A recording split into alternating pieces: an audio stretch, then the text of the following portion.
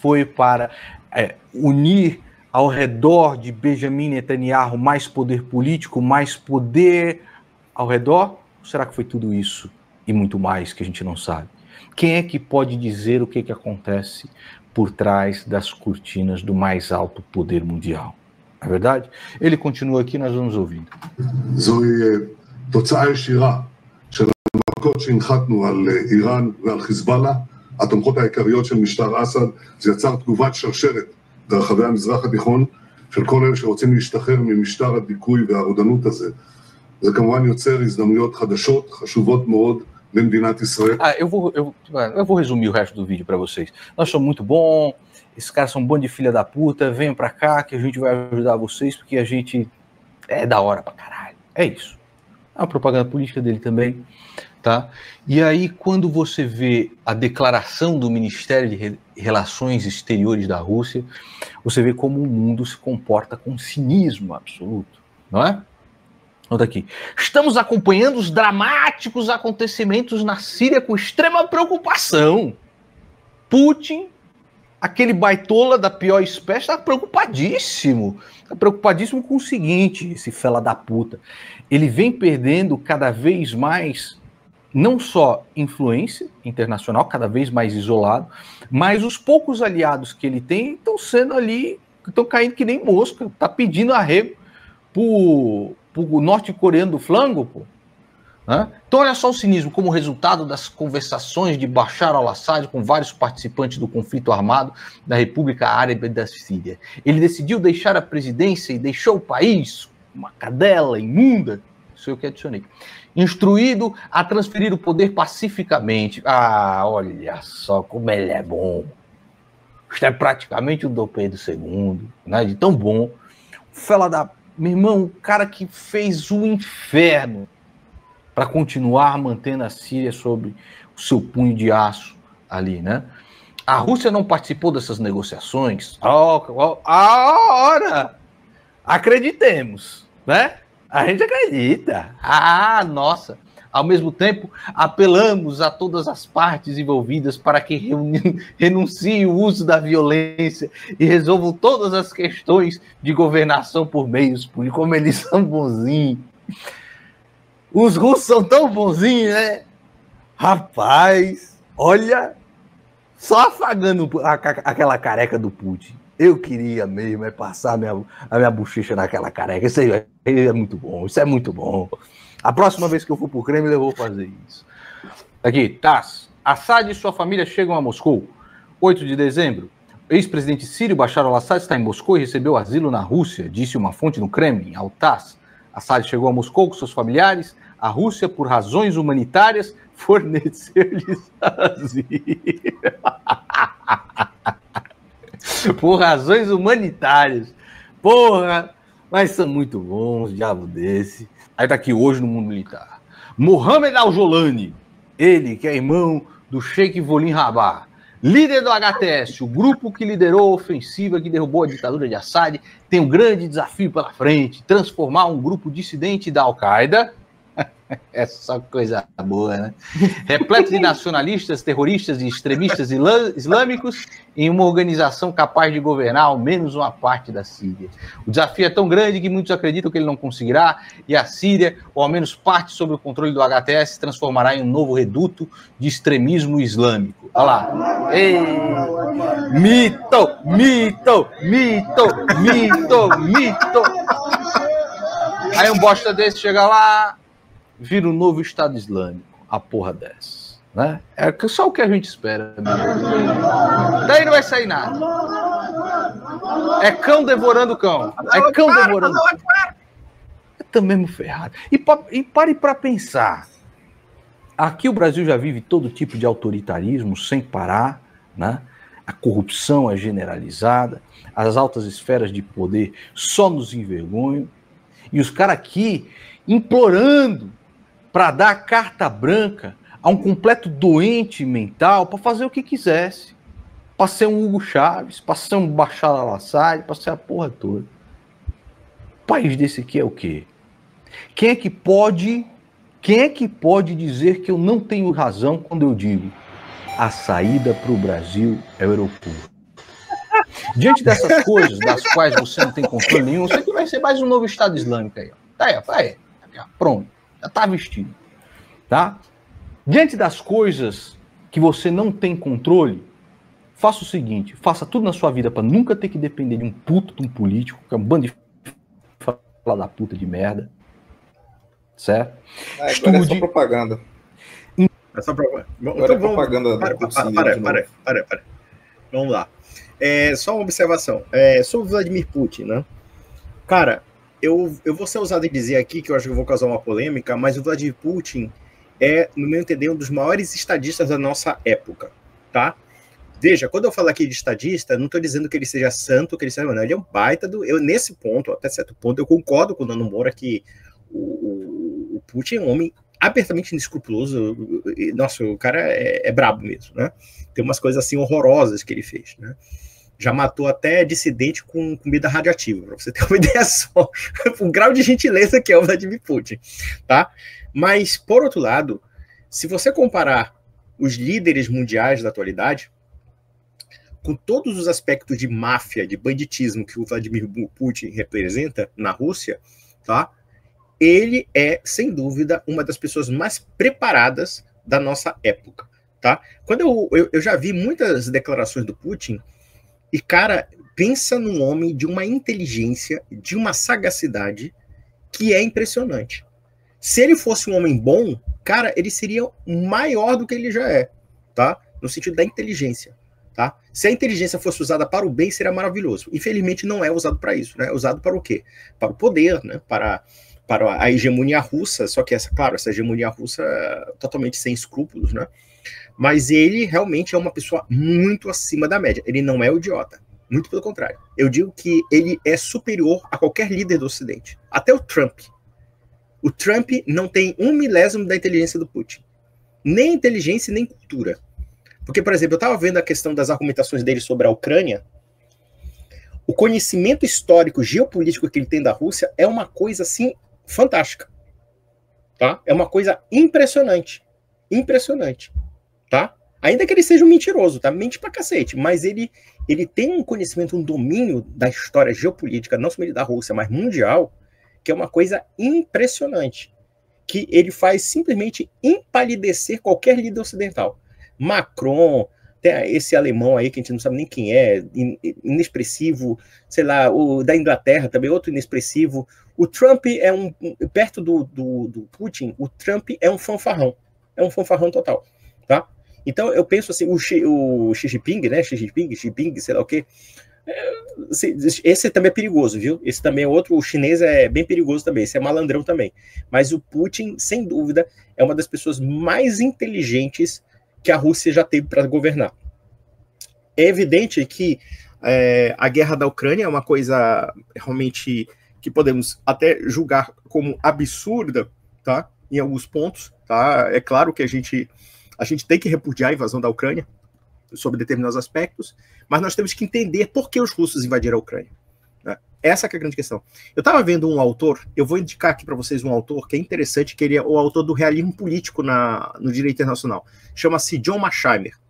O John Mearsheimer, ele escreveu vários livros sobre realismo político. Cara, e a forma como você lê, você fica até triste, porque você vai perceber que as nações mesmo, elas são assim, vamos pegar o seguinte, desde a Paz de Westfália de 1648, que surgiu o conceito da nacionalidade moderna, da soberania estatal, enfim, né? Mas até anterior, claro, anterior também é a mesma coisa também, a política é política, infelizmente. Mas pelo menos, sei lá, na Idade Média ainda havia, né, um verniz cristão que domesticava os reis, os príncipes. Aí depois que eles se libertaram da igreja, se libertaram de certos valores, aí eles se tornaram maquiavélicos por excelência. Mas vamos lá. O John Mearsheimer, ele fala justamente sobre isso, sobre a questão da tragédia das grandes potências, que é o seguinte, as nações, elas têm uma relação em que ou elas se alinham, mas elas também se engolem, tá?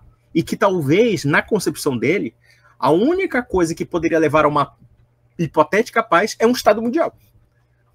Que não vai acontecer, e eu digo até felizmente, tá? Felizmente, um Estado mundial, não Deus me livre, um Estado mundial. Mas ele fala basicamente isso, tá?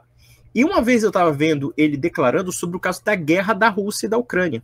E ele afirmando o seguinte, ó, quem empurrou a Rússia para a guerra Isso é a opinião do Machaimer, tá? Não estou dizendo que eu aprove essa opinião. É uma opinião que tem que ser considerada.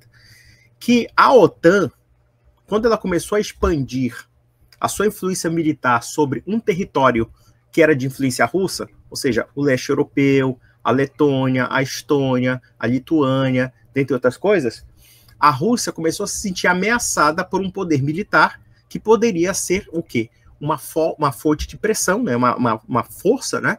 De pressão política sobre o território russo.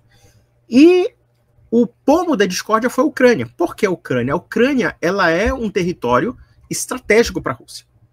Estratégico. Você tem todo aquele problema do Euromaidan. O Euromaidan foi o quê? Foi o fato de que a Ucrânia queria entrar na União Europeia, né? Se não me falha a memória, posso estar errado aqui, e o governo era pró-russo. E houve aquela sorte de protesto, de porrada, que acabou derrubando o governo pró-putinista e pró-russo. E aí, a partir daí, a Ucrânia começou a desenvolver um sentimento anti-russo. Só que a Ucrânia é o seguinte, a Ucrânia é um território que tem portos, por exemplo, o porto de Sebastopol, que dá uma abertura para a marinha russa, né? Inclusive, Sebastopol foi tomada pelos russos. Isso, acho que em 2015, partes do território da Ucrânia foram tomadas. Você tem o problema de Donetsk e Lugansk. Donetsk e Lugansk, tá? O que é Donetsk e Lugansk? São dois territórios onde existem maiorias russas. E o que estava acontecendo com o governo ucraniano? A Ucrânia também não é tão santinha como vocês pensam, não. A Ucrânia tem movimentos nacionalistas extremamente racistas e antirrussos. Por exemplo... O famoso batalhão de Azov, né? Batalhão Azov, que é nazista. Nazista. O símbolo dos caras é literalmente uma suástica moderna, porra. É o símbolo da SS, né, da Schutzstaffel. Né? Eles são nazistas. Porque o que acontece? A Ucrânia, eu digo que a Ucrânia com relação à Rússia é metade vítima e metade cúmplice. Em que ponto ela foi vítima? Claro, a gente tem aquela grande tragédia causada por Stalin, que foi o Holodomor. Né? O Holodomor foi a grande fome ucraniana, que a política russa comunista destruiu a agricultura ucraniana. A agricultura ucraniana é muito produtiva, diga-se de passagem, né? Ele tem insumos, tem um caso disso, e houve uma política de redução da população ucraniana à fome, no caso da política do Holodomor. Claro que os comunistas revisionistas vão negar isso, vão fazer que nem os revisionistas do Holocausto, vão dizer que não, Stalin não teve intenção, esse tipo de conversa mole, mas aconteceu. E isso ficou na memória ucraniana. Quando os alemães invadiram a Ucrânia, houve muita adesão ucraniana ao nazismo. Muita adesão ucraniana. Inclusive, houve, tá, batalhão ucraniano pró-nazista. Você sabia disso? Que os ucranianos aderiram ao exército da Wehrmacht? Eles vestiram a farda da Alemanha. A farda da Alemanha. E detalhe, eles também colaboraram com muito pogrom contra o judeu, pô. Muito judeu foi assassinado por ucraniano na época da Segunda Guerra. Inclusive, teve um massacre, que foram os alemães que fizeram isso. Teve um massacre que até hoje está na memória o Batalhão Azov. Tá aí, ó, símbolo nazista aí. O batalhão dos caras é literalmente uma suástica. Uma suástica. Então, o que acontece? Os ucranianos fizeram coisas horríveis. Não pode nem mostrar, ó. O Batalhão Azov... Né? Ele tem esse espírito nacionalista racista anti-russo. E o que acontece? Só para a gente voltar à questão de Lugansk e Donetsk. Um dos maiores massacres da Ucrânia foi o massacre de Babi Yar. Babi Yar é uma região, acho que do subúrbio de Kiev, ali mais ou menos perto de Kiev, né? Kiev, né? De Kiev, a capital da Ucrânia, em que os alemães, em 2 dias, mataram 33 mil judeus. Fizeram uma cova gigantesca e mataram mulher, criança, velho, recém-nascido, tudo metralhando o MG-42, meu filho. Imagina você metralhar a pessoa com MG. Você está despedaçando gente viva. É o que eles fizeram. Mataram em 2 dias, mataram 33 mil pessoas. E teve colaboração de ucraniano dando porrada. Teve assim, até tem relato judaico sobre isso, de que o ucraniano, que era vizinho, amigo dele, no dia seguinte estava com uma bandeirinha nacionalista da Ucrânia, aquela bandeira azul e vermelha no braço, colaborando com o soldado nazista para espancar judeu, para espancar o vizinho dele e roubar a casa dele. Fizeram isso, fizeram coisas muito atrozes também. Eu digo que é metade vítima, metade cúmplice. E aí o que acontece? Você tem esse sentimento nacionalista anti-russo. E aí, cara, nesse ponto, eu vou até concordar com Putin nesse ponto. Não com a invasão, tá? Não com a atrocidade que o exército russo está fazendo com o povo ucraniano. Isso é indefensável. O que eu tô falando é o seguinte. Cara, aí você fica impressionado com... Quando ele disse, por exemplo, que a ideia da República Livre Ucraniana é uma ideia leninista. Cara, eu fiquei impressionado com isso, e ele dizendo, inclusive, que... Ele consegue distorcer as coisas muito bem distorcidas, né? Ele é um mentiroso especialista, né? Ele sabe mentir. Não, veja, ele é o seguinte, para ele justificar a safadeza dele, ele pega um fato histórico da Rússia, que é verdadeiro, para usar para a diabolice dele, entendeu? Então, por exemplo, para a diabolice mentirosa dele. Então, vamos lá. Por exemplo, Sebastopol. Sebastopol, de fato, Sebastopol era um território russo. Foi dado pelos ucranianos, parece que foi na época do Khrushchev, tá? No Khrushchev, parece que Sebastopol foi anexado à Ucrânia pela União Soviética, tá? Aí houve, claro, o fim da União Soviética e a criação das repúblicas, né? Das repúblicas, as repúblicas se despedaçaram. Inclusive, uma vez eu estava vendo uma declaração do Putin dizendo que a desestabilização da União Soviética foi um desastre para a Rússia. Aí muitas pessoas aproveitam, olha, ele é comunista, etc. Cara, não. Ele tá certo, cara. Sabe por que ponto ele tá certo? Ele não tá certo em defender a União Soviética. A União Soviética era uma praga, tá? O problema não é esse. O problema é o seguinte, é que o desmonte da União Soviética foi um desmonte muito traumático para os russos. Isso é verdade. Muito abrupto, né? Não, e assim, cara, foi uma quebra tão grande. Houve matança, cara. Teve território onde a minoria russa foi massacrada por maiorias étnicas que eram anti-russas. Houve muita coisa ruim que não foi revelada. Por exemplo, tem uma autora... Geralmente o pessoal acha que a queda da União Soviética foi só a queda do Muro de Berlim, só. Não, é o seguinte, todo mundo festejou, agora somos livres. Acabou.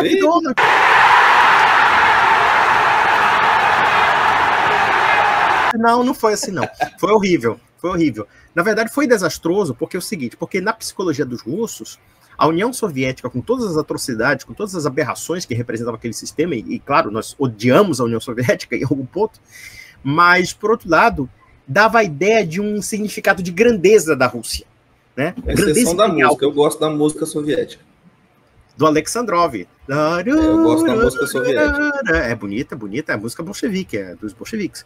Mas o fato é o seguinte, então a ideia da grandeza russa é uma coisa muito forte nos russos. Quer dizer, o russo e detalhe, essa tendência milenarista imperial, na verdade, ela não é comunista, ela é da Igreja Ortodoxa, tá? Na verdade, a Rússia tem um mito da Terceira Roma, né? O czarismo introduziu isso, a Igreja Ortodoxa, através da influência grega, né, da influência da igreja ortodoxa, né? Então a Igreja Ortodoxa tem influência do césaropapismo, né, dos bizantinos. Césaropapismo, dos bizantinos. Então eles são a Terceira Roma, como eles dizem, né? A Terceira Roma. Então o mito da Terceira Roma também refletia no quê? No mito soviético, tá? No mito soviético. Então o que acontece, por exemplo, com a questão do bolchevismo, né? Do regime comunista? Ele se dilacera e o Império Russo se enfraquece, ou seja, pelo menos a reminiscência disso. Então, a ideia da União Soviética, que foi explorada pelo Putin, você sabe que o Putin, por exemplo, ele restaurou a música do quê? Do Alexandrov, né? Sim, ele restaurou. Tem a bandeira da vitória lá, que ele hastia nas cidades que ele conquista lá, pô. Que é vermelha, né? Toda cidade... não é vermelha. É literalmente uma bandeira com alguns textos lá em cirílico, que eu não sei o que está escrito, mas com a porra da foice e do martelo na bandeira também. Pô. E detalhe, a bandeira russa atual é a bandeira imperial russa, é a bandeira czarista. Então, quer dizer, o Putin, o que ele faz? Ele pega toda a reminiscência simbólica de toda a história russa para criar o quê? Um mito nacionalista. Então, o que ocorre muitas vezes aqui? Pegando a questão da guerra da Ucrânia, tá? Você tem aspectos da Rússia que são extremamente condenáveis, evidentemente, mas você também não pode dizer que o outro lado seja santo. Porque o que a Ucrânia queria é que, fazendo parte da União Europeia e da OTAN, o exército da OTAN ficasse na costa da União Soviética, da Rússia, né? Ficasse na costa da Rússia. E detalhe, a questão de Lugansk e Donetsk, cara, havia, sim, humilhações e perseguições contra etnias russas. Tá? Então havia, assim, esse pessoal Azov aí, nazista, filha da puta, cara, maltratava os russos. E evidentemente a Rússia vai dizer assim, não, a Ucrânia vai ser o meu quintal e foda-se, porque eu não vou deixar que a OTAN fique dominando um território estratégico para mim. Foi isso que aconteceu. Foi isso que houve a guerra. A guerra foi isso. Foi a guerra o quê? A guerra de duas nações. Essa bandeira. Eu não sei se é exatamente esse texto aqui não, tá? Mas é essa mesma estrutura aqui. Toda vez que eles dominam uma cidade na Ucrânia, eles hasteiam essa bandeira aqui. Cara, você já viu os filmes russos da atualidade? Eu tava vendo cada filme russo bom, cara. A produção russa é maravilhosa, cara. Não deixa nada de ver americano.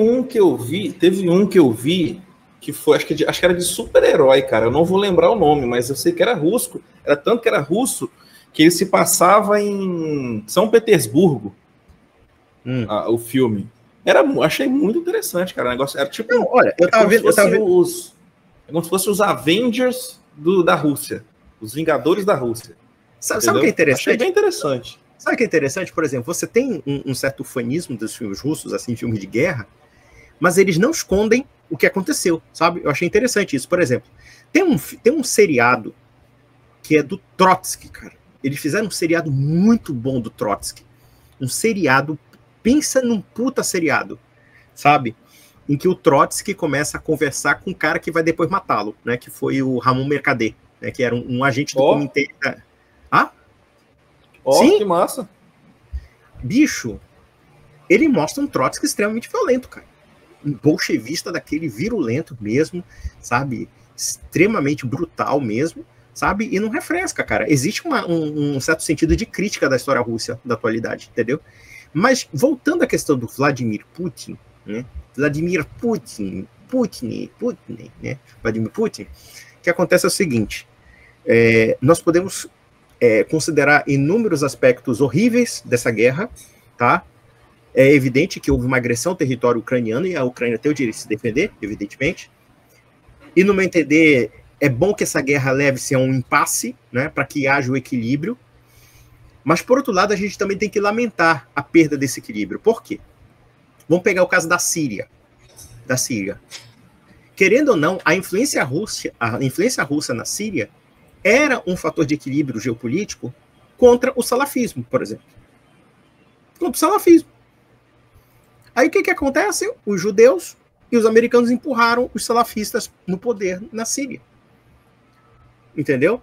Então, por exemplo, quando o Nando Moura fala assim, claro, o Nando Moura, ele é gaiato ali, tá zoando com o Putin. Olha só, deixa eu até colocar aqui. Eu acho que esse vídeo que o Nando Moura fez foi só para poder divulgar o curso. Tá? Ele não expressou opinião basicamente nenhuma, só falou coisas que, tipo assim, não é nada surpreendente, nada profundo, não se aprofundou em nada, entendeu? Então, eu acho que esse vídeo aí foi um vídeo de marketing, na minha opinião. Comparando com outros vídeos dele, alguém que acompanha o canal dele como eu, foi um vídeo de marketing. Não se aprofundou em nada, só ficou nos como é que fala? Nas platitudes, nos jargões comuns, e aí divulgou o curso dele. Então eu acho que esse... Na verdade é o seguinte, tá? Eu acho assim, cara, eu acho que o Nando Moura... Tá, eu acho que o Nando Moura consiga se aprofundar mais do que isso que ele falou, não. Eu acho que ele não consegue. Você tá entendendo? Eu acho que o conhecimento dele é isso daí mesmo. Não, assim, eu acho assim, tá? Tem algumas verdades que ele fala? Tem, mas também tem algumas coisas imprecisas que, claro, eu acho que ele foi formado muito nessa mentalidade neocon, por assim dizer, né? Então, é o seguinte, ele saiu do neocon, mas o neocon não saiu dele. Então, por exemplo, quando a gente começa a quebrar um pouco esses paradigmas ideológicos, a gente vê a coisa a gente tenta, né? Buscar as coisas com mais clareza. Então, por exemplo, a Rússia, hoje, ela é demonizada pelo mundo inteiro, pelo mundo ocidental. Mas a gente tem que ter muito cuidado com essa demonização, porque não que Vladimir Putin não seja um cara extremamente inescrupuloso, existem muitas obras interessantes sobre Vladimir Putin, que realmente é um homem terrível em muitos aspectos, tá? Mas é um homem excepcional, cara. Ele é excepcional, ele não é uma pessoa comum. Ele tem tido sucesso, né, nas coisas que ele fez para se perpetuar tanto no poder como hoje, e simplesmente não haver opositores, porque todos os opositores dele simplesmente morrem do nada. Lembra daquele, o Pregozinho, cara? O Pregozinho que simplesmente caiu o avião dele. O Pregozinho. O outro opositor coitado, dele que... Ele não se acidentou, ele foi acidentado pelo Putin. Ou então aquele outro que concorreu a presidente também, que era que estava... ele morreu engasgado lá na cadeia. Não, ele misteriosamente foi preso por extremismo político, aí depois foi para a Sibéria, aí chegou lá na Sibéria, morreu, tadinho, ficou doente, morreu. Morreu, é incrível, todo mundo que se posiciona contra o Putin... Ele não ficou doente, ele foi adoentado pelo Putin. Todo mundo que se posiciona contra o Putin morre, simplesmente morre. Não, tem caso, tem 2 casos, por exemplo. Tem um tal de um sujeito chamado Livitnenko, que ele morreu praticamente comendo comida radioativa, né? Radioativa. Quem matou ele foi a cantora. Muita gente não vai saber o que é a cantora. A cantora é nada mais do que a FSB. A FSB é a versão moderna da KGB, né? O Vladimir Putin é um agente da KGB que se tornou o dono da Rússia, pô. Então, por exemplo, e não somente ele, não somente o cara lá do Livitnenko, mas também tem uma jornalista russa que ela foi assassinada na porta da casa dela. Ela abriu a porta e o cara lá, matou e ninguém sabe quem matou. Foi alguém da turma do Putin. O Putin é um mafioso, ele é um delinquente, mas é um delinquente sofisticado, inteligente. Né? Lamentavelmente, porque se tivéssemos, sei lá, um homem da inteligência dele, mas, sei lá, com a bondade de um São Luís, rei da França, tava bom, pô. A gente não tem. Aliás, a gente tem que ver o seguinte, quando nós falamos da questão da delinquência, né, a gente não vai negar também que Netanyahu é um delinquente sobre determinados aspectos. É um delinquente também. Como também o George Bush, que invadiu um país mentindo, não é um delinquente também? Ele é um delinquente, tudo bem. Ele não tem o nível de delinquência do Putin no país dele, né? Porque os Estados Unidos... Não existe abertura para isso, né? Não existe abertura, felizmente. Parabéns para os americanos. Mas no âmbito internacional é uma delinquência tremenda. Aliás, a política internacional é uma política de delinquência. Esse que é o grande problema, porque quando se fala dessa coisa da política, aí vamos analisar uma coisa. Tudo bem, eu acho que o Vladimir Putin é um perverso em alguns pontos, sim. Mas, por exemplo, o poder russo, ele é um contraponto ao poder ocidental naquilo que o poder ocidental está fazendo de erro. Tá? Então, por exemplo, o pragmatismo russo, que estava mantendo... Porque é paradoxal isso, é interessante isso, é uma análise assim que eu compartilho com vocês. A Rússia hoje é atacada, vilipendiada, jogam pedra na Rússia, porque a Rússia apoiou o Bashar al-Assad, tá? E o outro lado apoiou o quê? O salafista, o radicalzinho islâmico lá que corta a cabeça como, sei lá, faz um esporte de cricket, sabe? Sei lá, brinca de futebol. Ele acorda de manhã e pensa quantas pessoas ele vai matar. Não, ele vai cortar a cabeça e brincar de futebol com a cabeça com o filho dele. É essa a lógica do islâmico radical. Então é o seguinte, se a gente analisar bem, talvez a política russa, nesse aspecto, é bem conservadora, cara. Ela é bem conservadora. Se você analisar bem, o que está acontecendo? Você tem aquela velho equilíbrio, né? Você tem Israel, Arábia Saudita, os países, aqueles países dos califados ali, Turquia não tanto, mas assim, digo assim, o Catar, o Kuwait, né, que é tudo governado por teocracia islâmica, isso é tudo apoio americano. Agora, em compensação, você tem um contraponto. Você tem o Iraque, que ficou agora no meio termo, não se sabe mais o que é o Iraque, né? O Iraque está totalmente destruído. Você tem o Afeganistão, que é também outro domínio também da turminha radical islâmico. Maluco. Não, é o islâmico maluco, né?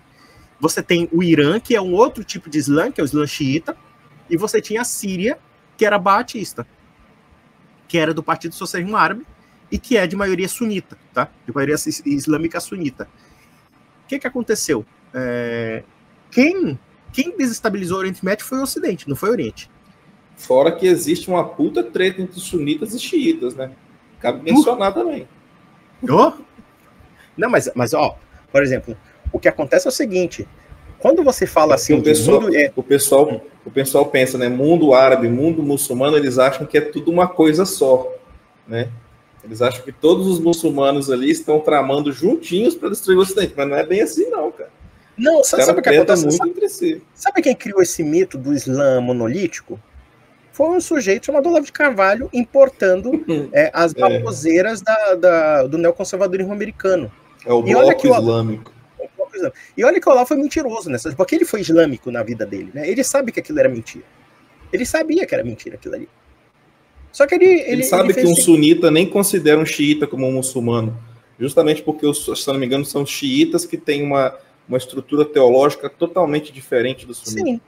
Não, onde, se não me engano, os xiitas aceitam até a confecção de ícores, por exemplo. Existem inúmeros problemas de entendimento, porque, na verdade, a briga começou quando o profeta lá, o Muhammad, foi substituído. Então, um reivindicou um tipo de substituição e o outro, quer dizer, eles não tiveram a sucessão apostólica católica, entendeu? Então, eles começaram a brigar entre si. Mas, veja, o fato é o seguinte, o Islã... Esse que dá, quando a sua religião não é fundada quando a sua religião não é fundada por Deus, né? Acontece essa merda aí.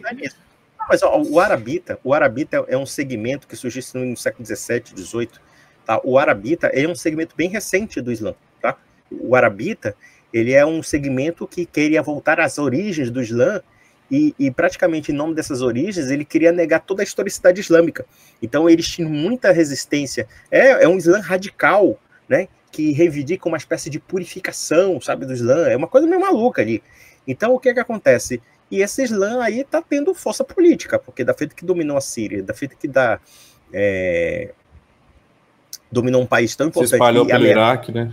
Se espalhou pelo Iraque, e detalhe, com patrocínio americano, ou anuência, ou até mesmo porque os americanos desestabilizaram o Oriente. Então, assim, a gente tem que ser bem realista. Pare de acreditar nessa baboseira, democracia liberal versus regimes totalitários. Não que, evidentemente, a gente não vá... se a gente... Vamos partir da pressuposição... a gente não vai realmente querer que a China ou a Rússia domine o mundo. Não, não é isso. É que, na verdade, na política internacional, esses conceitos não contam muito. É isso que nós temos que entender. O que eu quero alertar a vocês é que uma coisa é você achar que a democracia americana seja algo palatável, talvez viver nos Estados Unidos seja melhor do que viver na Síria, ou sei lá, viver na Sharia. Tá, tudo bem, pode até ser. Mas o que está em discussão não é isso. O que está em discussão de fato Sim, mas o que está em discussão é a política internacional. A política internacional americana foi desastrosa para o Oriente Médio e foi desastrosa para o mundo árabe. Veja, por exemplo, a Líbia. A Líbia era um país que havia o quê? Um líder autoritário, como Muammar Gaddafi. Mas, por exemplo, mas a Líbia era palatável dentro do que havia. Aí houve o quê? Aquela guerra lá, derrubaram o Gaddafi. Existia uma noção de normalidade e estabilidade política, né, no país. Perfeito, matou a pau, é isso mesmo. Aí hoje o que está acontecendo? É guerra tribal, é gente matando, estuprando, fazendo diabo a quatro, não tem mais ordem. O Iraque é a mesma coisa, não tem mais ordem. Então assim, não caiam nessa visão bonapartista, digamos assim, de achar, vamos espalhar a revolução liberal pelo mundo. Para com isso, meu filho, para. Aliás, eu tenho uma jovenzinha, eu não vou dizer o nome dela, mas ela tem uma cara de judia, sabe? Eu desconfio que ela seja judia. Porque pode ser um adventista que gosta de fingir que é judeu. Não, mas ela tem todo o estereótipo de uma mulher judia. Tá. Parece. É a Olga Benário do conservadorismo. Porque ela parece a Olga Benário. Ela tem um estereótipo tipicamente askenazita. Não sei se ela é judia, parece que ela é professora de hebraico, então provavelmente ela é judia. O que ela é? Ela é branca, bem branca, os olhos azuis, tem umas feições meio judaicas, cabelo escuro, tá? E essa senhora aquela defesa, assim, aquela defesa neocon, assim, sabe que, ai meu Deus do céu, ai, sabe aquela coisa assim, sabe? Aquela coisa assim que se você falar mal de judeu, você tem uma suástica no meio da cara, sabe? É uma coisa assim, cara. Você é um supremacista. Somos supremacistas. A gente odeia os judeus, né? Você critica. É porque você é antissemita. Então a mulher tem aquela empolgação e ela tem uma cara, ela é a Olga Benário do neoconservadorismo, porque ela tem a feição típica da Olga Benário, tipo assim, judeu europeu, sabe? Uma cara de judia europeia. Aí eu tava vendo os vídeos dela, que ela falando assim, a ameaça dos cristãos na Síria. Isso, ué, mas você não tava reclamando do Assad até ontem, porra? O que você quer mais? O que é defender os cristãos? Quem é que é defender? O Estado de Israel? Que caga mole pra cristão? Né? Americano? Evangélico protestante que acha que tem que se criar grande Israel bíblica? Ah, se fuder, porra. Seja realista. O realismo é isso. Assim, realismo não, né? A realidade é essa. A realidade é que o Assad torturava, às vezes jogava arma química contra curdo, fazia umas atrocidades horrorosas, né? Dizem que ele fez isso, tá? Mas não por questões religiosas. Fazia por questões políticas. Não, mas não, por exemplo, porque é o seguinte, né? Você tem uma minoria curda que reivindica o Kurdistão, né? Fica entre o Iraque e a Síria, tá? E existe um conflito étnico, né? Que eles querem despedaçar a Síria e o Iraque, tá? E isso sempre. E até mesmo, se não me engano, a Turquia também, tá? Existe também briga entre curdo na Turquia também, tá? Tem briga com o turco. Aí o que acontece? Aí, claro, árabe é um povo brabão mesmo, né? É tudo mesmo da base da porrada. O que acontece? O que ocorre? Cometeu atrocidade? Sim, infelizmente aconteceu isso. Agora, pense numa coisa. Entre esse atroz previsível e o outro que é imprevisível, que é mais malucão mesmo, que vai destruir o pouco de liberdade que ainda existe e um pouco de tolerância, porque pelo menos, querendo ou não, o Partido Baath, com todas as brutalidades que ele tem, pelo menos tolerava as minorias religiosas sírias, né? Aí vem o maluco lá, barbudão, cara de doidinho de rodoviária, né? Querendo colocar Sharia e estabelecer os cristãos como cidadãos de segunda classe. E é o que vai acontecer. Não foi o que aconteceu no Afeganistão? Pois é. Qual a liberdade? Qual a liberdade que existe para cristão hoje no Afeganistão com o Talibã? Cara. Tá muito. Ajeita isso aí. Começou a chover pra caralho aqui, velho. Peraí. Ah, choveu, é? Ah, tá. Tá chovendo pra porra aqui, cara. E o telhado aqui é de alumínio, faz barulho pra caramba. Ah, então por isso. Eu pensava que era chiado do microfone. Mas seja o que for, cara. Seja o que for, é o seguinte. Eu acho que, assim, tem que pensar numa realidade. O Assad, se você perguntar para um cristão maronita, para um cristão greco-melquita, para um cristão latino, ele é admirado, ele é respeitado. Por quê? Porque ele não metia nessas comunidades. Agora havia um doido aí que foi colocado, provavelmente, pela política americana e pela política israelense, ou pelo menos apoiado de alguma forma, porque da feita que você enfraquece o governo do Assad, você está o quê? Você está fortalecendo esses inimigos. Então, por exemplo, e isso porque o Estado de Israel já tomou o território da Síria, porra, já culpou o território sírio. Aí depois vai colocar o quê? Assentamento judaico lá, vai criar a grande Israel, vai criar a Israel bíblica sonhada pelos protestantes doidos aí. Que Mas você não entendeu. Eles estão tomando aquela região para poder pacificar e estabilizar aquela região. Eles não vão anexar o território. Não, imagina. As colônias de Golã até hoje estão na mão deles ali. Mas imagina. Tomaram a Síria até hoje. Nunca devolveram. Não vão devolver porra nenhuma. E ainda vão sacanear com os sírios. Sacanearam com os sírios. Tô dizendo que os sírios também não fizeram as merdas dele, né? Tentaram invadir 2 vezes Israel no Kippur, em 67, na Guerra dos 6 Dias, fizeram também suas cagadas. Mas, cara, não justifica a destruição da Síria. A Síria mas eu acho que, Conde, esse é o ponto principal do nosso vídeo aqui. É para as pessoas pararem de ter essa visão apaixonada, né? De que, só existe 2 lados, o bem e o mal.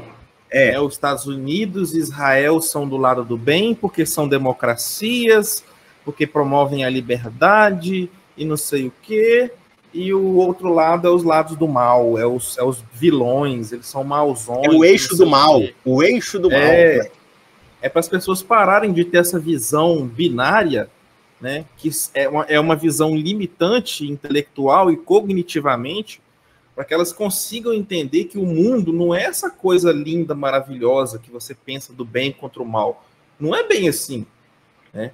O pessoal tem essa visão, né? Principalmente o evangélico, como ele tem uma visão biblista, né? Que ele enxerga na Bíblia que tudo é sempre a luta do bem contra o mal, ele acha que é exatamente assim até hoje. É um maniqueísmo bíblico. É um maniqueísmo que tudo se resume ao bem contra o mal. né? Ou é bem ou é mal. Ou você está do lado Sabe do bem ou você está do lado do mal. É porque o evangélico ele tem uma dialética sectária, né, do mundo. Ele não consegue ver o mundo pelo plano cinza, né? Então ele tem essa visão realmente sectária, que se não for com ele, é contra ele, e assim suavemente. Então não existe esse aspecto da maleabilidade, né? Então, por exemplo, quando eu estava até acompanhando não, sempre me aparecia, eu até coloquei assim, não quero ver essa porcaria que é lixo. Tinha um evangélico desses de bandeira do Brasil e Israel, exaltando o expansionismo israelense, exaltando isso, exaltando a destruição da Síria. Ele disse, olha, você é um filho da puta, me desculpa. Eu falei assim, você é um filho da puta, não tem outra palavra, sabe por quê? Porque você fica dizendo que você é cristão, mas você não está pensando no cristão sírio. Tudo bem, se você acha que aquele cristão sírio é um idólatra para você ou coisa parecida, eu te garanto uma coisa, tem muito mais proximidade com os apóstolos do que você, que é um bosta, que segue uma heresia do século XVI. E eu digo mais, por quê? Por exemplo, a comunidade síria que até hoje fala a língua de Nosso Senhor, o aramaico. Tem missa em aramaico. Nas igrejas, se não falha a memória, as igrejas greco-melquitas, a igreja caldeia do Maronita, eles guardam tradições muito antigas do cristianismo primitivo. Igrejas fundadas pelos apóstolos, pelos 12. Pelos 12, tá? Tudo bem. Assim, claro. Lá na Síria, se eu não me engano, em uma das 3 grandes cidades da Síria, infelizmente, existe uma mesquita onde está depositada a cabeça de São João Batista. Olha só. Entendeu? Porque eu estava vendo isso numa página que eu sigo. Para os islâmicos, São João Batista também é um mártir. Eles também consideram ele como alguém... Vou falar que é um santo, né? Porque o islamismo não acredita nisso. Mas eles consideram como um personagem importante para a história. Né? Não, assim, os islâmicos, eles têm esse conceito de santidade, mas tem as suas diferenças, entendeu? Exato. Então, assim, para a gente trazer aqui, facilitar o entendimento, eles consideram João Batista como um santo, né? E numa dessas 3 cidades foi tirada uma foto com os líderes do movimento rebelde, né? Dos movimentos rebeldes. Onde HTS, HTS. É isso. Eles estavam... É uma mesquita que antes de ser uma mesquita era uma catedral bizantina, né? E nela está depositada a relíquia da cabeça de São João Batista. Está lá. E os caras estavam lá celebrando. Quando eles dominaram a cidade, né? Eles celebraram um negócio lá na mesquita. Então tem a foto deles rezando lá, né, nessa mesquita. Na Síria. Ou seja, é muito mais importante isso do que a igrejinha do cara aqui, pô. De esquina aqui, pô. Ah, para. A gente está falando de uma tradição histórica. É um local que tem uma importância histórica muito grande. Então, por exemplo, o cristianismo oriental, tudo bem, a gente também... Claro que quando nós falamos de cristianismo oriental e ocidental, a gente tem que ver que, na verdade, são 2 faces de uma mesma origem, porque a igreja de Roma, ela também tem uma origem apostólica. Inclusive, evangelhos foram escritos em Roma, né? O evangelho de Marcos foi escrito em Roma. Né, escrito em Roma. Então, quer dizer, a gente tem uma ligação simbiótica com essa tradição, né, ainda que sendo de uma tradição latina, né, uma tradição latina. Mas, por exemplo, existem cartas paulinas que foram escritas em Roma. Vou dar um exemplo de uma carta paulina que foi carta de São Paulo aos Hebreus, que, claro, se há uma dúvida sobre a autoria de carta de São Paulo aos Hebreus, mas foi escrita em Roma, porque ele fala que a carta foi escrita na Itália, né, ele tem referência à Itália. E quem vivia na Itália era Paulo. Isso está em Atos dos Apóstolos. Os Atos dos Apóstolos, Paulo, como cidadão romano, né, reivindica a proteção, inclusive, né, imperial, contra a perseguição judaica contra ele. Né? Então, assim, os evangélicos, infelizmente, não têm a menor ideia da dimensão histórica da igreja. Não tem menor, assim, não chega nem um milésimo. É por isso que eles papageiam os judeus. Porque o que acontece? Como eles não têm tradição, essa que é a verdade, o protestantismo da atualidade, nos seus segmentos pentecostais, neopentecostais, batistas, que o sejam, vocês, com todo respeito, meus amigos, vocês não têm tradição. E aí, sabe o que vocês fazem? Vocês ficam copiando uma tradição que não nasceu do cristianismo, que é a tradição do judaísmo moderno. O judaísmo moderno nasceu anticristão. Essa que é a verdade. Nasceu anticristão. Quem nasceu... Ele é uma resposta aos cristãos, né? Que começaram como uma dissidência do judaísmo, né? Então o judaísmo hoje se tornou uma resposta a essa dissidência. Na verdade, o que acontece? Nós temos que entender uma coisa, só pra gente, né, que a gente já vai agora terminar. Mas finalizar, né?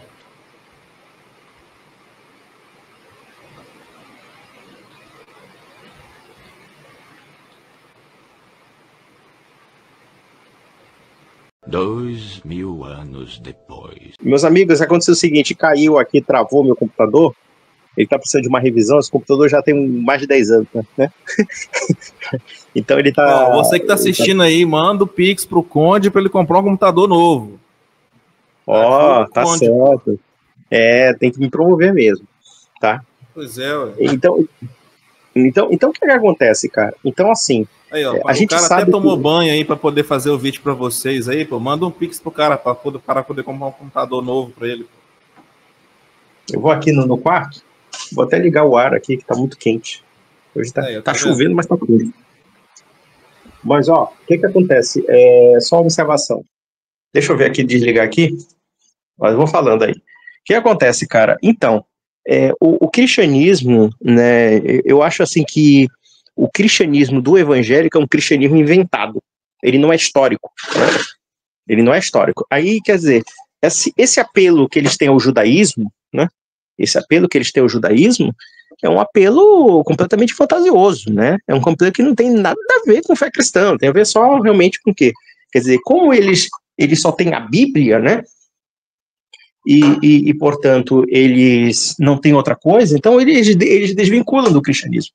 Então, eles precisam inventar um cristianismo fictício, né? Isso tem a ver não somente com essa bajulação do Estado de Israel, né? Imagina, se o judaísmo, né? Olha só, se o judaísmo, enquanto religião, não tem nada a ver com o cristianismo, que dirá então o Estado de Israel, cara? O Estado de Israel é um Estado ateu pra caralho, mais dos judeus para fazer. É um Estado laico, pra começo de conversa. E detalhe, cara, o judaísmo da atualidade, né? O judaísmo da atualidade é mais uma prática nacional do que propriamente religiosa. Quer dizer, por exemplo, quando o judeu guarda aqueles preceitos da religião dele, é mais por uma questão de hábito do que propriamente de devoção. Hoje, são muito poucos os judeus devotos. Na verdade, o judaísmo se tornou mais uma ideologia ou uma identidade nacional, né, com seus hábitos religiosos, né? Hoje, o processo de secularização do judaísmo é muito forte. Então, por exemplo, aquele aspecto religioso é muito minoritário no judaísmo da atualidade. Então, o judeu, hoje em dia, ele se identifica mais com um conceito nacional, né, com um conceito de nacionalismo, do que propriamente uma perspectiva religiosa. Se você perguntar, por exemplo, vamos pegar essa Olga Benário neoconservadora aí, né, a Olga Benário neoconservadora.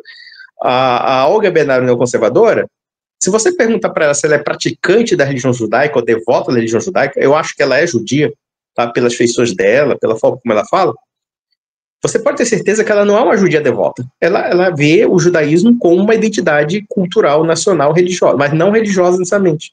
A religião ali já perdeu o seu vigor para se tornar uma identidade nacional e uma identidade puramente cultural.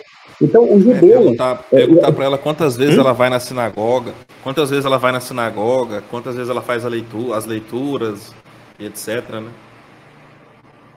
Não, tudo bem, participa daquelas festividades judaicas, mas só fica nisso, entendeu? Então, por exemplo, hoje em dia, o Estado de Israel, você sabe que os judeus ortodoxos, existem ramos do judaísmo ortodoxo que odeiam o sionismo. Odeiam. E você sabe que no começo do século, por exemplo, existe aqui eu vou citar um livro para vocês. Tem um livro que é publicado em português chamado Judeus contra Judeus, o nome do livro. A tradução francesa é Judeus contra o sionismo, tá? Mas a tradução brasileira fala Judeus contra Judeus, que fala do posicionamento judaico contra o sionismo. E quem escreveu esse livro é um livro de história. É um rabino ultra-ortodoxo. E ele é anti-sionista até debaixo d'água. Ele odeia o sionismo. Mas por que ele odeia o sionismo? Porque para o judeu tradicional religioso, claro que há judeus e judeus, existem judeus que embarcaram na ideia do sionismo, mas o judeu anti-sionista, ele odeia o sionismo porque ele acha que o sionismo seculariza o judaísmo. Então, para ele, por exemplo, o judeu praticante, ele não vê Ele vê o judaísmo como uma identidade, mas ele vê, acima de tudo, o judaísmo como também um projeto devocional de religião. Então, ele vê o sionismo como algo materialista, como algo que esvazia a fé judaica. Né? Por quê? Porque você transforma a fé judaica no quê? Num Estado, numa nação, né? Numa ideologia secular. E o judaísmo... É quase como se o sionismo fosse a teologia da libertação do judaísmo. Até certo ponto, sim. É uma teologia da libertação nacionalista. Porque quem fundou o sionismo não era devoto. Theodor Herzl não era devoto. Né? O Jabotinsky, muitos outros teóricos do sionismo eram, inclusive, socialistas e comunistas. Tá?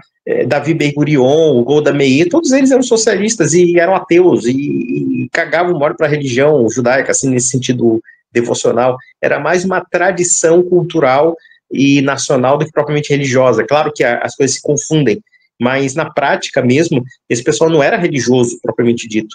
Então eu pergunto para um evangélico bobão, vem cá, por que você idolatra um país que a religião é só uma cultura? E que se tornou apenas uma identidade nacional.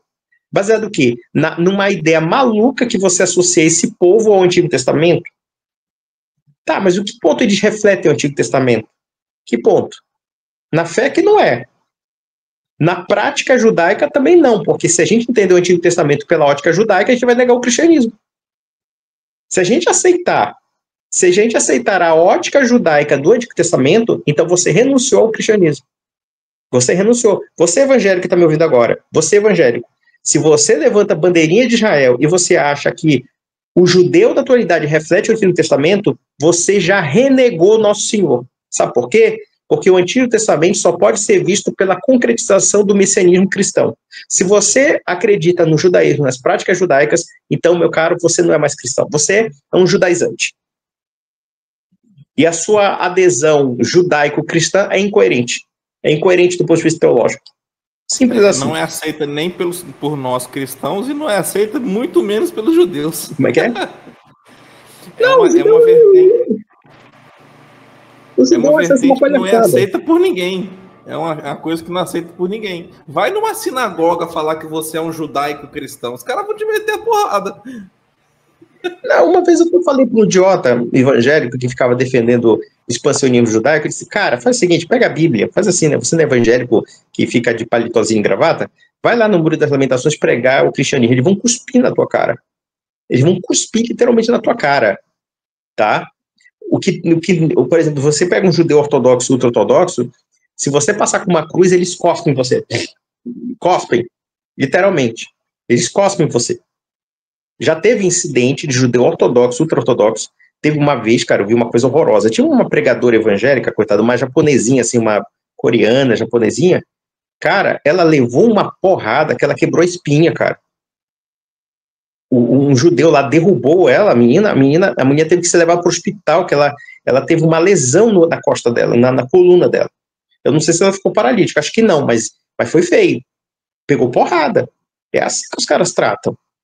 Ele disse, olha, o evangélico bobão, escuta uma coisa, enquanto você está puxando o saco desse Estado, eles estão expulsando o cristão de Jerusalém. Enquanto você fica defendendo Jerusalém como capital de um Estado nacional secular judaico, e não um Estado religioso, porque eles acham que isso é tudo reprodução bíblica, né? É um misticismo da Bíblia. E, na verdade, é uma manipulação grosseira na Bíblia.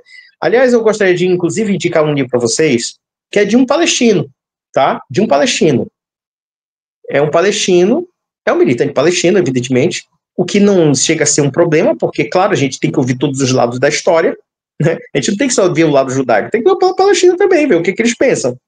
Não quer dizer que a gente concorde com eles. Mas tem um palestino, acho que um professor, ele é do Centro de Estudos, é da Inglaterra, tá? O nome dele é Nur Massalia. Ele escreveu um livro chamado A Bíblia e o Sionismo. E ele mostra a forma como os sionistas manipularam a Bíblia, tá? Manipularam a Bíblia para o quê? Para justificar o expansionismo judaico, tá? E que os evangélicos têm uma enorme contribuição com isso, viu? Você sabia disso? Os evangélicos, desde o século XIX, têm grande contribuição para o movimento sionista. Grande contribuição. Muito do movimento sionista foi emprestado do movimento evangélico. Você sabia disso? É um fato. Outro autor, esse aí é um proscrito, é um comunista proscrito, um esquerdoide proscrito. Mas ele fala algumas coisas interessantes. É o Shlomo Sand. O Shlomo Sand escreveu 2 livros, A Invenção do Povo Judeu e A Invenção do Estado da Terra de Israel. E ele fala da criação mitológica do conceito moderno da nacionalidade judaica. É um judeu. Tá? Um judeu de esquerda? Sim, mas não é porque ele é de esquerda que ele não fala algumas verdades, né? Às vezes, eu já vi da esquerda israelense falar mais verdade do que a própria direita israelense, viu? Relógio parado a certa hora, 2 vezes ao dia. Pois é. Não, a gente tem que ler todas as fontes, de direita, de esquerda, de centro, de tudo, porque cada um tem alguma coisa a contar. E a partir daí você tem uma reconstituição. Então, por exemplo, eu tenho literatura de palestino, eu tenho literatura de judeu, né? Judeu pró, judeu contra, e você vai tirando as conclusões. Aí você não vai ficar vítima das bobagens do André Leist, das bobagens do rock, né? Que aquele, o meu, aquele jeito paulistano, né, meu? Porra, meu, sabe? Ah, para. Aquilo ali não é, ó, uma informação para vocês. Aquilo não é informação, aquilo é desinformação. O que eles contam é propaganda. É propaganda. Se você tiver um contato direto com a literatura sobre o assunto, de vários matizes, tá? Você não se prende a um matiz, pegue todos. Pegue todos que você puder. Ouça o lado árabe e ouça o lado judaico. E faça as seguintes comparações das fontes. E eu posso dizer para vocês, pelo pouco que eu li, é um assunto extremamente árido. Árido demais. Por que eu digo que é árido? Porque é um assunto que desperta muitas paixões, existem inúmeras distorções de ambos os lados, tanto judaico como palestino também, claro, cada um puxa a brasa para sua sardinha, tá? Mas, no final das contas, faça a depuração e você vai ver que ninguém é santo da história. Que todos eles somam erros, somam abusos, né? Por exemplo, o fato dos judeus cometerem atrocidades com os palestinos também cometerem atrocidades contra os judeus e assim sucessivamente. Claro que os judeus levaram a melhor da história e os palestinos hoje são um povo apátrida. O paradoxo do Estado de Israel é que um povo apátrida cria uma nação e transforma um outro povo em apátrida. Porque o que é o palestino? Eles não resolvem o problema, né? Eles não resolvem o problema, eles só trocam os personagens. Por exemplo, eu estava vendo um sujeito, um judeu, inclusive eu fiz um react dele. Um judeu dizendo o seguinte, olha, são mais de 70 anos que eles saíram, por que eles estão reivindicando? Vai tocar sua vida, né? Quer dizer, e aí o judeu falando isso, vai tocar sua vida, né? Ficar reivindicando o que teu avô perdeu, esse tipo de coisa. Aí disse, não, pera lá, o seu judeu, filho é uma putaço. Aí o outro lá, o palestino tá brigando porque ele quer a destruição do Estado de Israel porque ele é antissemita. Vá pra puta que te pariu, cara. Que antissemita o quê, rapaz? Você roubaram a casa do avô dele, vocês querem o quê? Que ele bata pau pra você? Ele vai viver aonde? Vai viver como pária, né? Porque ele nem cidadão ele é. Olha a escrotice desse comentário, cara. Quer dizer, o cara é um refugiado. Nem refugiado. Às vezes o cara tá num outro país, mas ele tem vínculo com o país de origem dele, com as raízes dele. Engraçado, quer dizer, o palestino, que há 70 anos reivindica voltar à sua terra, tudo bem, eu acho meio impossível fazer isso, porque o Israel não vai dar essas terras, tá? Mas em compensação, o judeu, durante 2000 anos fora da terra, ele pode reivindicar lá e tomar a terra dos outros. Vá pra puta que te pariu, cara. Vai entender essa lógica. Lógica de filho da puta. Aí depois esse pessoal fica reclamando do antissemitismo, cara. Para! É muito cinismo esse tipo de coisa, cara. Eu fico muito puto com o cinismo da opinião pública sionista do Brasil. Tá? Eu acho que ela é cínica. Eu acho que ela é muito cínica. Por quê? Porque, claro, eu não tiro o direito de alguém defender o Estado de Israel. Tá? Eu não tiro esse direito. Eu acho que há inúmeros argumentos que podem ser usados como defesa do Estado de Israel. Mas há muitos argumentos também contra o Estado de Israel, pelo menos críticas sobre políticas israelenses, tá? Que são realmente desastrosas.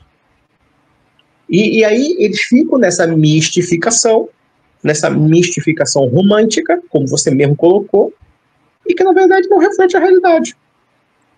Aí o pessoal vai formar, sei lá, ideias do hoje no mundo militar. Tudo bem, eu acho que tem coisas interessantes ali, mas também tem muito tendencioso, né, cara? Muito tendencioso. Não, ele faz questão de deixar claro de que ele tem uma tendência, de que ele é pró-Israel, de que ele é pró-Ucrânia. Ele não esconde. Eu acho que assim, você tem que ser muito inocente ou muito burro para achar que o Hoje no Mundo Militar é uma página imparcial, que só mostra os fatos. Muito pelo contrário. Todas as postagens de todas as redes sociais do Hoje no Mundo Militar, você vai ver a opinião do cara. Você não vai ver só o fato cru, nu e cru na sua frente. Você vai ver a opinião dele. Quando Putin faz um pronunciamento, quando alguém do governo russo faz um pronunciamento, você vai ver ele falando mais das vitórias. Você não vê certas coisas que ele coloca, geralmente, das vitórias russas, ele coloca mais das vitórias ucranianas, entendeu? Então, assim, é nítido que ele tem um posicionamento. É nítido que ele tem um posicionamento. Então, para finalizar, Conde, eu acho que a gente deve resumir o nosso posicionamento referente a essa questão geopolítica de que não existe herói e não existe vilão. Na verdade, é mais fácil que todos sejam vilões do que existir, de fato, um herói. Entendeu? Então, as pessoas, acho que o nosso pensamento é isso, é para alertar as pessoas para que elas deixem de ter essa visão apaixonada de achar de que o lado A e lado B, ou que só existe lado A e lado B, de que um é bom e o outro é ruim, parar de pensar isso e se aprofundar um pouco mais no raciocínio e perceber que não existe bonzinho e nem malzinho. Todos têm seus erros. Os países, assim como as pessoas, têm seus pecados. Você está entendendo? Os países e as pessoas, os países são como as pessoas. Todos são pecadores. Todos têm seus erros. Todos têm suas falhas. Entendeu? E tem que pensar uma coisa, sabe o que é? A gente tem que pensar nos povos. Os povos inocentes que sofrem essas políticas. Ucranianos, russos, sírios, libaneses, palestinos, judeus. Judeu também sofre também. Também sofre, sim. Muçulmanos, cristãos. Então a gente tem que pensar o quê? Quando nós nos desapaixonamos da política e vemos as coisas como elas são, não é evidentemente para justificar uma ideia de realpolitik, né? De que a coisa é assim mesmo e tem que ser aceitável. Não, não é isso.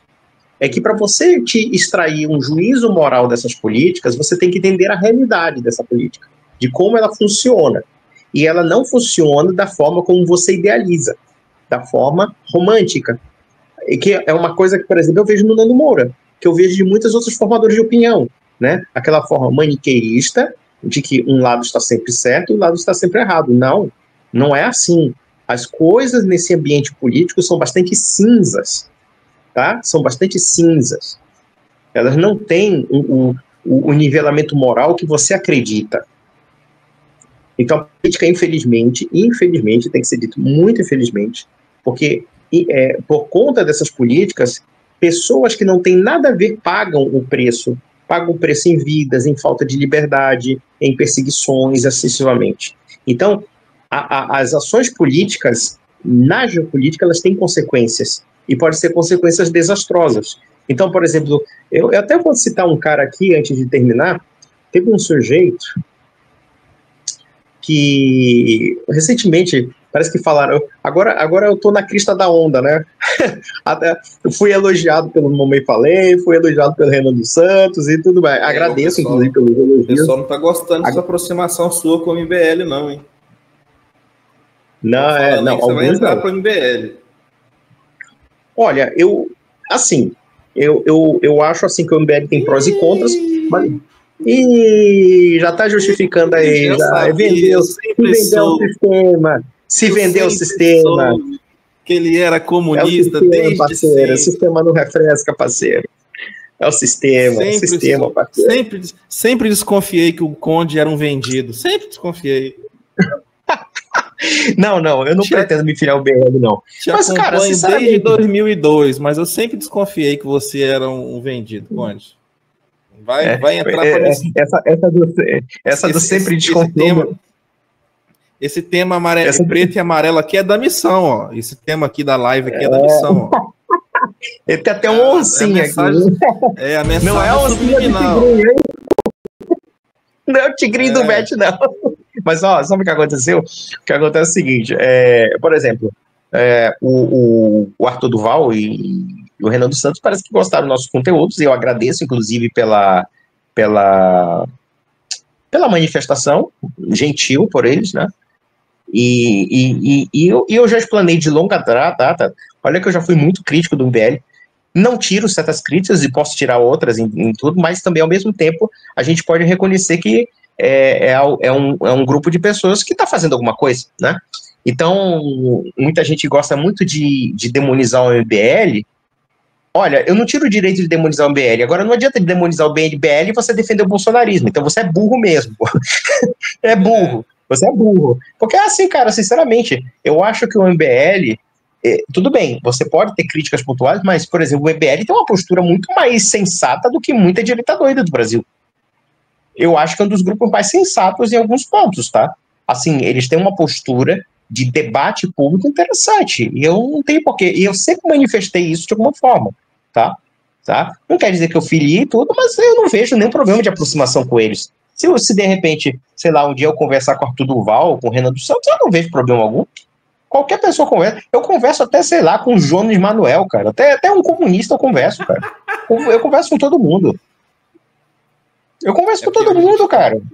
Hoje a gente vive numa mentalidade, Conde, em que as pessoas têm muita facilidade em desumanizar as outras, sabe? Pois é, cara. Não é assim. Se você tem uma ideia diferente da minha, eu não posso conversar com você, eu não posso sentar numa mesa e tomar uma cerveja com você porque você é comunista ou porque você é liberal.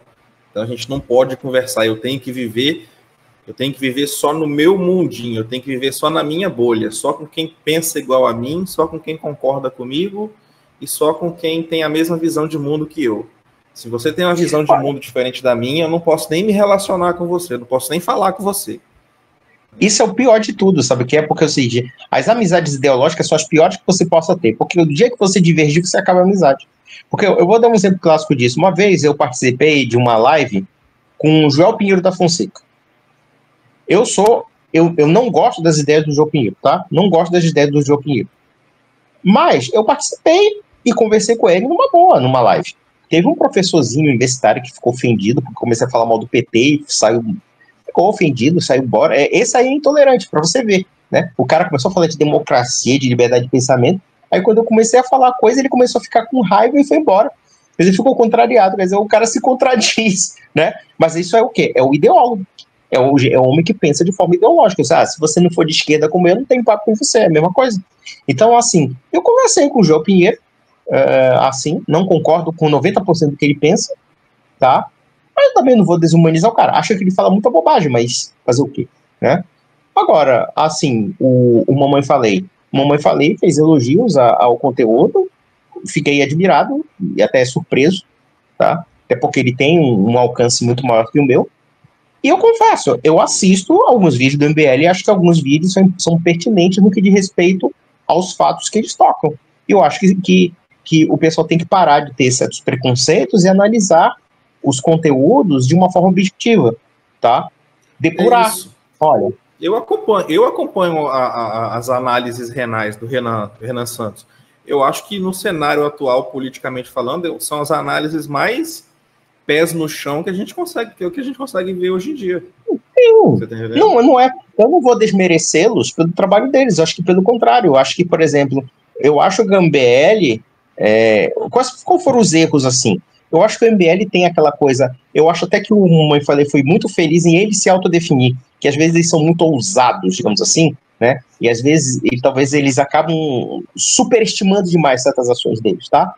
E às vezes eles acabam isso, né? Às vezes um excesso de autoconfiança, tá? E às vezes eu criticava esse excesso de autoconfiança. Não, fica aí, calma, desce um pouquinho, né? Mas, por outro lado... O maior exemplo disso foi a questão do fundão. Eles pecaram tanto no excesso de confiança de não usar o fundão, né? De não apoiar o uso do fundo, que agora que eles precisaram usar, O que tem de nego na internet pegando o corte de 3 anos atrás, deles falando mal do fundão e colocando agora e botando com imagem deles usando o fundão, não está escrito. Entendeu? Pegou mal sim. Na verdade, o que acontece? Mas, por outro lado... Eles geraram munição contra eles mesmos. Mas veja, mas eu acho o seguinte... Pois é, esse é um problema. É um problema. Mas, assim, seja o que for que acontece, é aquela história.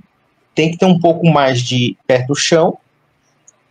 Eu acho que, por exemplo, tem coisas assim que veja, quem sou eu para ensinar o MBL a ser político? Porque eles são muito mais políticos do que eu, né? Eles vivem a política, eu não, né? Mas como observador isento, né? Aparentemente isento, eu acho que existem algumas coisas que eles precisam aprimorar, porém, o que eles fazem, por exemplo, a revista Valete, eu acho uma excelente ideia, uma revista cultural, que nenhum cara da direita fez. A única coisa que eu conheci, assim, algo que não foi nem similar, tá? Eu nunca li o teor da revista Valete, tá? Então eu fico numa opinião meio enviesada aqui, porque eu não sei, tá? Eu posso dizer que eu participei do Mídia Sem Máscara, né? Que os esquerdistas chamavam de merda sem mosca. Eu me lembro do merda sem mosca. Merda sem mosca. Eu escrevi no Merda Sem Mosca. E eu digo o seguinte... o mal do Merda Sem Mosca, do Mídia Sem Máscara, é que ele era, assim, era uma direita tão sectária que, sabe, eu me lembro muito bem que quando eles começaram a publicar uma revista física, depois de muito tempo, publicar uma revista física do Merda Sem Máscara, né, do Merda Sem Mosca, ele tinha uma linguagem muito agressiva, tá? O Merda Sem Mosca, assim, o Mídia Sem Máscara tinha uma linguagem muito sectária, que é típico da linguagem neoconservadora, tá? Talvez, no caso do MBL, como o MBL é um pouco mais maleável, talvez a coisa seja mais leve. Eu te juro, quando eu vi o jornal do Mídia Sem Máscara, a primeira vez, isso foi em 2011, 2012, inclusive com o meu amigo Alex Pereira, que infelizmente eu não sei nem como é que ele está, espero que ele esteja bem, inclusive, porque eu gostava o Alex Pereira era um cara assim muito doidão, mas doidão no bom sentido, sabe? Toda vez eu encontrava ele em São Paulo, a gente conversava muito, cara, gente boa, tá? E aí, quando fizeram o jornal do Mídia Sem Máscara, cara, sabe o que ele parecia, o jornal do Mídia Sem Máscara? Ele parecia o jornal da Hora do Povo, sabe? Assim, sabe aquela coisa de jornal de sindicato? Parecia uma coisa assim, sabe? Uma coisa assim, meio de partido político do PSTU, do PCO, sabe? Eu não gostei do jornal, sabe? Que merda isso aqui, puta que pariu. E eu tô cuspindo no prato que eu comi, cara, que vergonha. Mas olha, o que acontece é o seguinte, mas eu acho que o Valete pode ser uma boa, eu acho uma boa, acho que a forma como o MBL promove a bandeira deles é interessante, eu acho muito interessante, tá? Não quer dizer assim, eu não sei se, assim, com relação ao MBL, a princípio eu não quero me filiar nem em grupo político, tá? Eu não quero me envolver com política, eu não quero mais saber de política. Não de uma forma direta, só de uma forma indireta, como opinião, né? Só. Por quê? Porque eu envolvi com isso e, sinceramente, foi muito decepcionante. Para mim foi decepcionante. Eu não quero comprometer com ninguém em política, tá? Culturalmente, talvez. E até culturalmente também isso me angaria problemas, porque, por exemplo,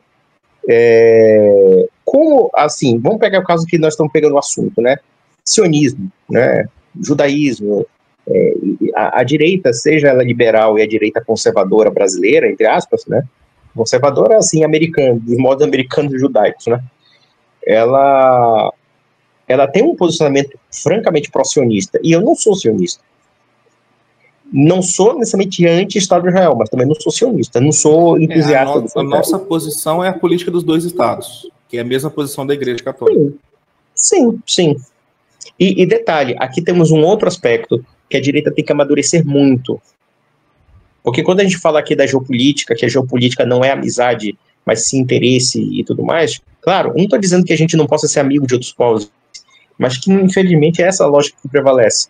Então, por exemplo, quando a direita brasileira fica defendendo de uma forma muito cega o Estado de Israel, ou o interesse norte-americano, porque é democracia liberal, etc., só que esse pessoal não se esquece de que a relação política que nos dá vantagem não é americana e não é judaica. é árabe. É. Porque, por exemplo, vamos pegar o caso do PT. PT. Você vê muita crítica contra o PT, porque o PT é assim, o PT é pró-islâmico, o PT é pró-Irã, o PT é pró-mundo árabe, né? É anti-Israel, ou coisa parecida. Tudo bem que eu acho que o viés ideológico petista tem problemas, tá? Assim, eu acho que a gente não precisa tanto ser tão o fanista do mundo árabe, tá?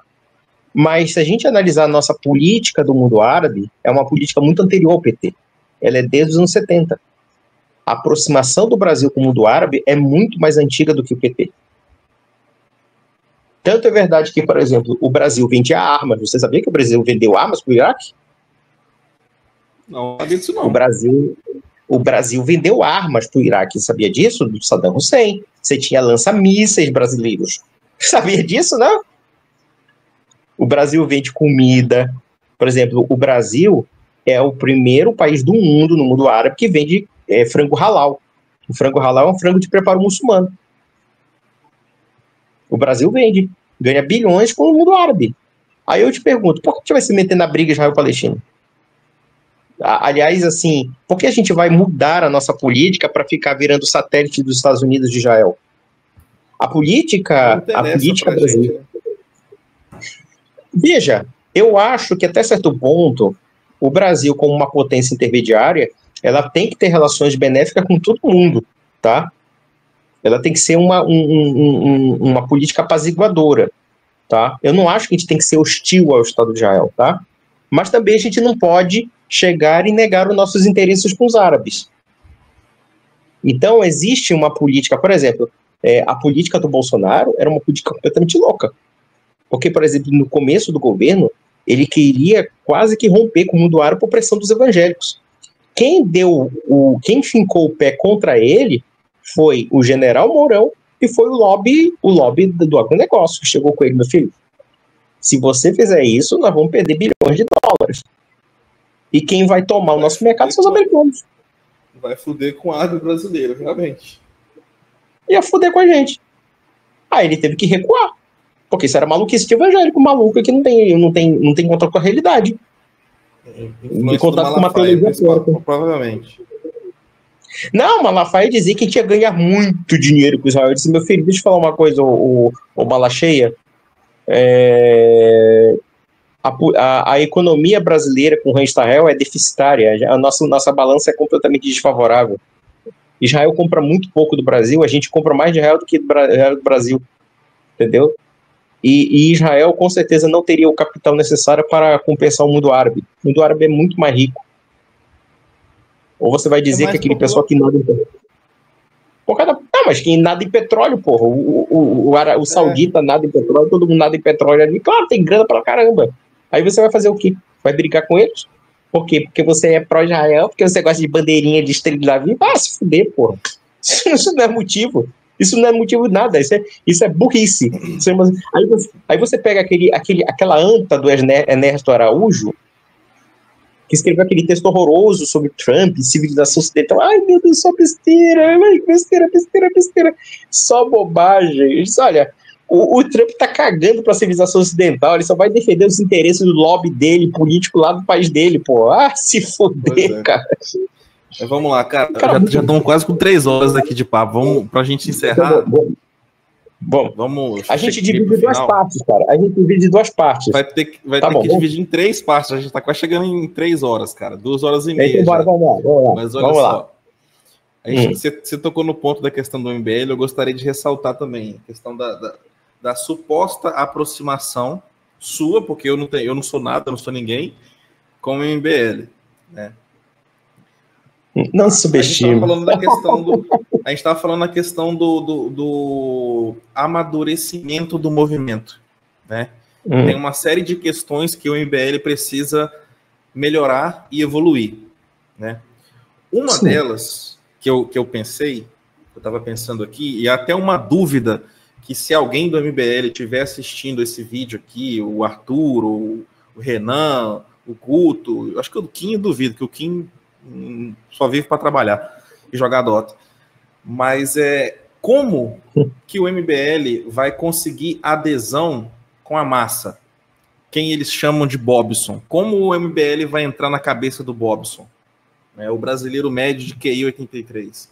Porque o que eu vejo no MBL hoje, eu que acompanho as lives, os canais, etc. A forma de comunicação do MBL, eu não acho que isso seja um demérito, tá? Eu acho que seja uma coisa boa. É uma forma de comunicação muito rebuscada para a massa, para o brasileiro médio, para a dona Elvira, tá ligado? Eles falam de uma forma... a dona Elvira, lá, de 60 e poucos anos, a senhorinha que foi para a porta do quartel. Eu conheço uma dona Elvira, mas tudo bem. É o nome que eu falei do nada aqui. Como que eles vão conseguir alcançar essa massa? Da forma que eles estão fazendo hoje, eles não vão conseguir alcançar esse povo. E se eles querem, se eles planejam e se eles estão caminhando para criar um partido nacional que vai angariar candidatos para espalhar o seu poder e sua influência política pela nação, eles precisam alcançar principalmente esse povo. Não só o jovem, não só aquela pessoa que tem mais instrução, porque essas pessoas, infelizmente, não compõem a maioria dos votos. Entendeu? A minha pergunta para o MBL é essa: qual a estratégia de vocês, ou como vocês vão fazer para alcançar a massa? Qual o ponto de vocês para isso? E aí fica no ar essa pergunta aí, se alguém quiser responder, fica à vontade. E aí, Conde, faz as suas considerações finais, meu caro, para a gente poder encerrar esse bate-papo aqui. Bom, meu querido, eu agradeço pela oportunidade mais uma vez, né? Você é sempre uma pessoa que interage comigo, e isso torna a conversa gostosa, agradável, né? E também a nossa intenção aqui é basicamente esclarecer, não necessariamente tomar um partido específico, né? Mas simplesmente abrir os olhos para certas questões que não são necessariamente elucidadas por conta de certas questões políticas, ideológicas, etc. Então a gente quer quebrar um pouco esse paradigma. E eu digo até mesmo, o pessoal do MBL, já que você falou da questão popular, né, do popularismo, eu acho que o MBL ele tem que deixar de ser um partido paulista para se tornar um partido nacional. Né? Esse que é o problema. Por exemplo, quando a gente pega a questão do fundo partidário, é isso que eles viram. Eles viram o seguinte, que uma coisa é a realidade paulistana. A realidade paulistana é uma coisa, a realidade do Brasil é outra. Então, por exemplo, eles tiveram esse contato, por exemplo, Bahia, eles elegeram o nosso amigo ali, o Muslin lá, o Ricardo Almeida, né? Virou vereador, não foi? Parece que ele virou vereador, o Muslin lá, o muçulmano lá. Ricardo Almeida não sabia não, cara. Eu não sei se ele virou, acho que ele virou, viu? Acho que ele virou político, eu não sei se ele virou. Não foi ele? Não, Ricardo Almeida não. Eles elegeram sim alguém lá em Salvador, um vereador. Eles elegeram sim. Agora o Ricardo Almeida não sabia não. Então veja, então assim, eles lenta e gradualmente, eles estão aceitando um certo jogo político. E que tá certo, tá? Eles não estão errados de todo, tá?